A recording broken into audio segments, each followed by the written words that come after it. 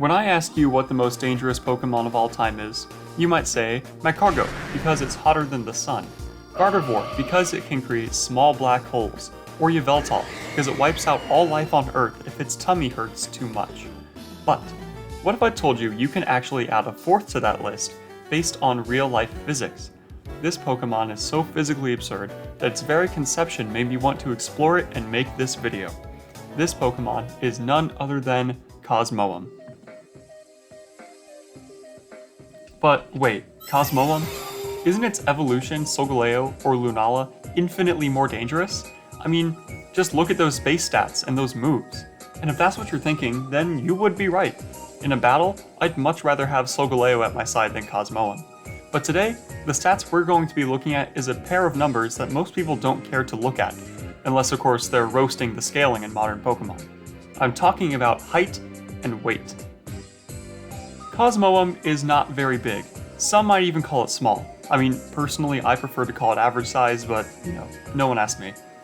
Cosmoem is only 4 inches tall, but weighs an astounding 2,204.4 pounds. These proportions are not exactly normal for something that tiny, especially if people are going to pick it up and carry it around. How does Ash do that?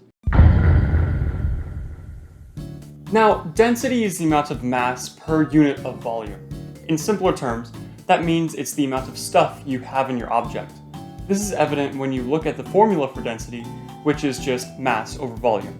To put this in perspective, I have here 2 unlabeled and unbranded water bottles. One of them is full, and one of them is empty. As you can probably guess, the full one is heavier than the emptier one, even though they are relatively the same size. This would mean that the full one is more dense, because it has more mass for the same amount of volume. I want you to again think of Cosmoem. We saw that something having more mass meant that it has a greater density, but what if we take the volume of something very heavy and compact it down to a much smaller volume? This would also make the substance more dense, because there's now more mass per unit of volume. In Cosmoem's case, Cosmoem somehow fits 2,000 pounds into this tiny little package. But wait, we only know the height, not the volume. Height is only one dimension, but volume includes all 3. If only someone was crazy enough to— I did it. I found the volume of Cosmoem. While it might seem like the easy way out to just take the volume of the spherical core, its Pokédex entry clearly states that its golden shell is very sturdy, so I'm more inclined to believe that its mass is distributed evenly among the entire being instead of just one part. That is just the assumption that we're going to be working with for this video. If you don't like that, then you can just calculate it with the spherical core yourself. I promise, it's much easier than what I did. But if you do like the methods that we're using, then please consider subscribing to the channel. According to YouTube statistics, only about 5% of my audience is actually subscribed, so if you enjoy what I'm making and you want to help me out, I would really appreciate a subscription. It's free, and if you change your mind, you can always just unsubscribe, but please don't. Finding the volume of the spherical core is very easy. I did some pixel measurements and determined that its body was, from top to bottom, just 2 inches long. If you plug that into the equation for the volume of a sphere, you get 4 inches cubed, or 65.45 centimeters cubed. The weird disc things jutting out of the body was a little bit tricky, but fortunately they all seem to be jutting in and out in the exact same way. I had to account for the area that would be subtracted because it was jutting into the sphere. After doing some trigonometry and some pixel measurements, I determined that each disc was 0.6 inches cubed, or 10 centimeters cubed. This total will be multiplied by 8 when added to the total volume. The final measurement was the football-shaped disc that surrounded the entire body. This one was also really easy. I did some pixel measurements, subtracted the large area in the center that would be subtracted due to the spherical core, and determined that it was 1.74 inches cubed, or 28.56 centimeters cubed.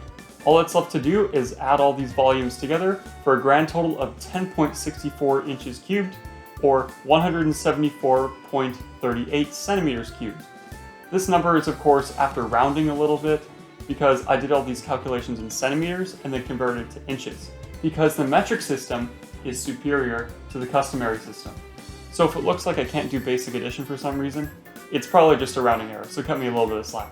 Great, so now that we know how big this thing is, we can calculate its density. All we have to do is divide the mass by the volume to get, oh man, 207 pounds per cubic inch? Are you kidding me? Just for reference, the most dense metal on Earth is osmium. Osmium, however, is only 4/5 of a pound per cubic inch. This has a couple implications. The first one is that it would sink to the bottom of any liquid, and the second one is that it's pretty much invincible.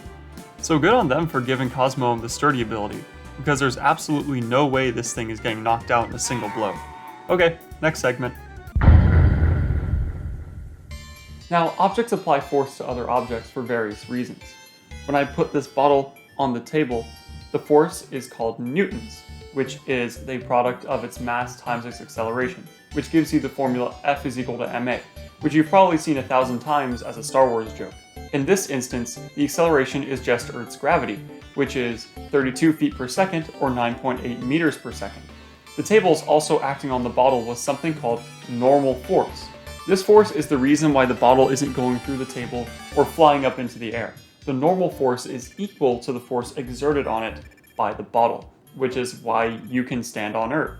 You might be able to see where our little buddy comes in, because when an object can no longer apply enough normal force to compensate for the force acting on it, that object will break. The other reason that force is relevant to us right now is because of pressure.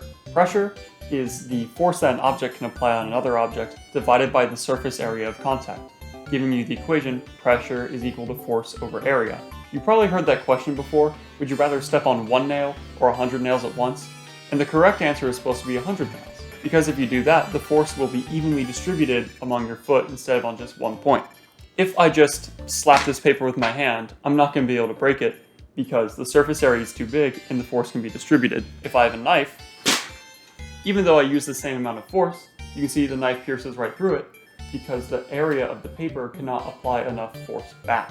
What you'll notice about our little galaxy baby is that if we drop him, the surface area of contact is extremely small.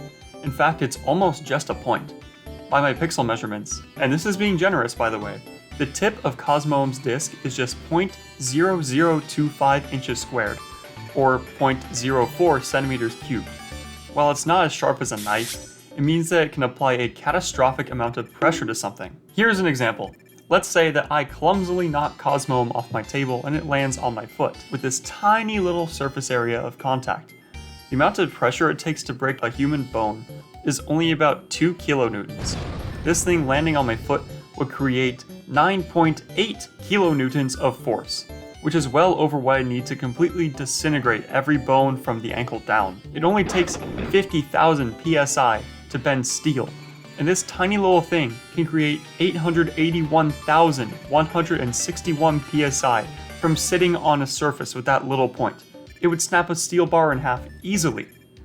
When it's just sitting there, Cosmoem poses no clear threat to itself or anyone around it. But if that thing moves even an inch, you better bet I'm getting as far away as possible. And I haven't even mentioned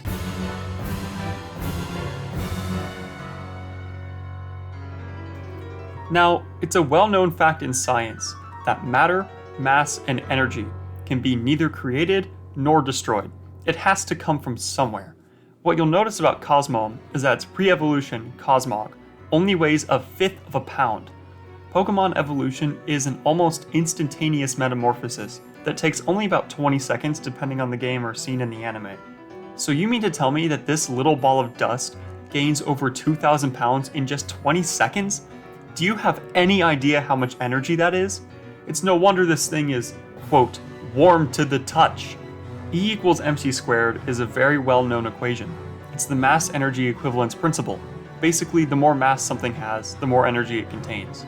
If we plug Cosmoem's mass into that equation, we can see that it contains, and stay with me here, 89 quintillion, 866 quadrillion, 442 trillion, 282 billion, 353,601,265 joules of energy inside of that little package. If you couldn't tell, that is a lot of energy. For reference, the most powerful atomic bomb created by Russia, the Tsar Bomba, sorry if I'm mispronouncing that, has 243 petajoules in it. Cosmoem contains roughly 400 times that amount of energy. When Cosmoem evolves, it loses anywhere from 1700 to 1900 pounds in an instant. That means that this tiny little thing releases approximately 74 quintillion joules all at once. When an object with a lot of energy releases that energy, it's in one of two forms: slow dissipation or an explosion. Since this evolution is an extremely fast process, that energy is most likely released all at once. This means that when Cosmoem evolves, it's as if a nuclear bomb stronger than anything we've ever seen before goes off. This would cause a blast powerful enough to level every building in the central region of New York and severely cripple the structure of anything else caught in the blast. When your Cosmoem reaches level 52, you better give it an Everstone before it reaches level 53, because at level 53, you and everything you love will be completely demolished. I've made up my mind. Cosmoem is just the most dangerous ticking time bomb in the Pokemon universe. It's fit to join the ranks of Magcargo and Yveltal for being incredibly dangerous due to a slight lore oversight. I'm Krebs, I like physics, I like Pokemon, subscribe, and good day.